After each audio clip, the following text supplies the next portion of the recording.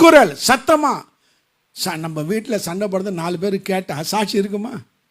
அப்புறம் சிஸ்டர் ஏசு ஏற்றுக்கொள்ளுங்க சிஸ்டர், போதும் சுவாமி, நீங்கள் ஏசு ஏற்றுக்கொண்டு நீங்கள் போடுற சண்டை டெய்லி நாங்கள் பார்த்துன்னுக்குறோம், போதும் சாமி.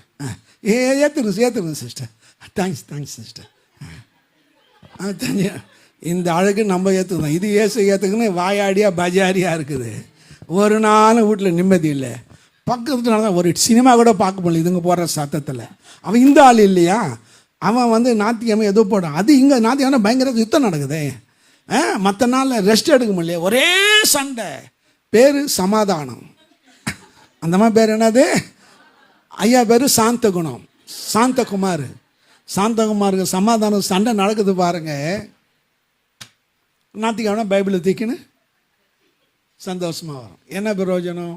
கூக்குரல், பயங்கரமான கூக்குரல் போட்டு சண்டை போடுறது ஆவியானவர் என்ன செய்ய